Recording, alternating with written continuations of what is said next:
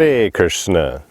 So lots of people ask, how is the devil seen in the path of yoga?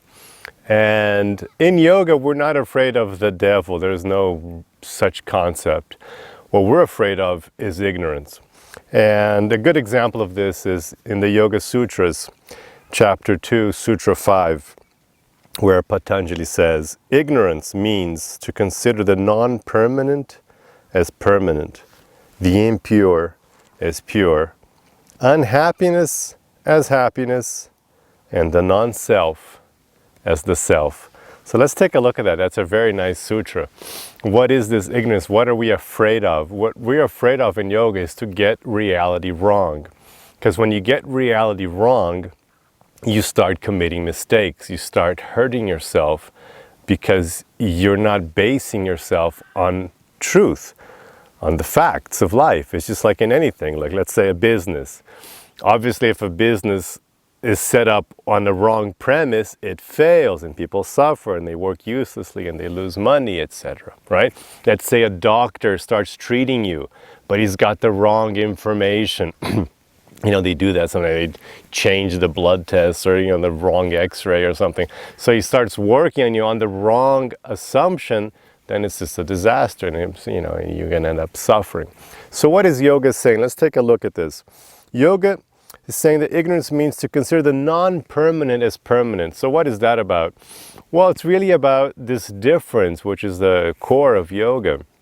The difference between material reality, this reality we're living right now, that we're sharing at this moment here, and a higher transcendental reality.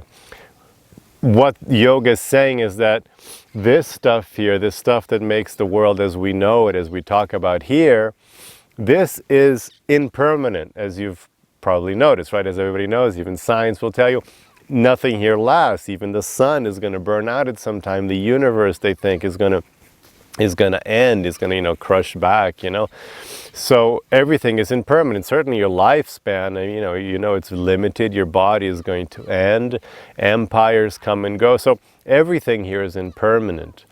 And if you consider this to be permanent, and then you invest all your energy and all your time is focused on this, then you're going to suffer because, there's going to be nothing left to show for all your work. If you spend your whole life working on something that doesn't last, what does that say about you? I mean, something that's like, it's all gone. Like, you go, well, what have you done? Oh, it's all gone now. Then obviously that's not going to be very good for you. So the non-permanent with the permanent is to misunderstand that you are not material. That's the whole focus of yoga. You are actually an eternal spiritual soul, unchanging spiritual soul. That's the first thing Krishna teaches in the Bhagavad Gita. You're not your body, you're this primordial, eternal, living soul. So when we confuse ourselves with the body, which is impermanent, we are permanent, we're eternal souls, then that confusion lays the groundwork for all other mistakes, for the rest of Maya, the illusion of being a material entity. So that's at the core of all suffering, that one miscalculation of who you really are and confusing yourself to be this impermanent body as opposed to your permanent soul. So that's the first thing. The second thing, the impure is pure. What that means is, the pure in the sense that language is used a lot in yoga, pure, because there is a pure you inside. There's a real you inside, but it's shaded, it's covered by the mind. The material mind covers it like a light, let's say a pure bright white light can be covered by different cloths or filters and it will shine with different colors.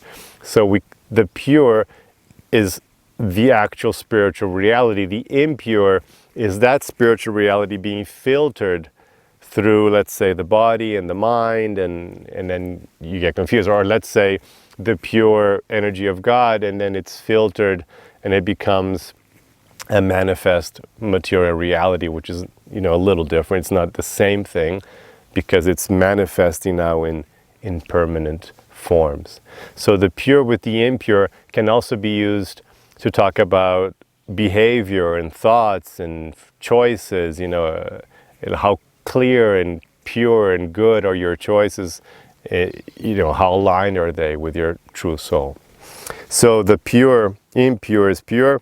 Unhappiness is happiness. It's interesting, isn't it? And yoga says you're going to confuse.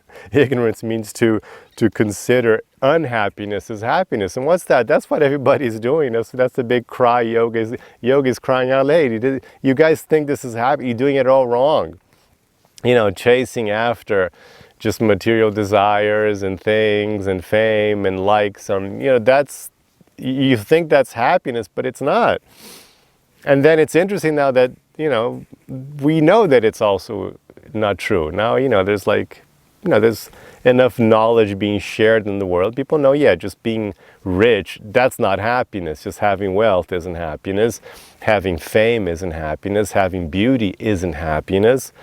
We know that. I mean, if you start asking top models and rich people and famous people, they'll say, no, that's not it.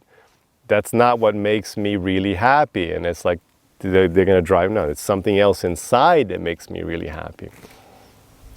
But we're all in general, the world is chasing after an illusion, thinking that happiness is actually something which is quite unhappy. I mean, it drives you nuts to keep chasing after just material external, it's called extrinsic goals in the future. That will drive you nuts. That's what's driving you nuts. That's what drives people crazy with anxiety and fear and envy, is chasing after these things which aren't real. Again, now you're confusing the impermanent with the permanent.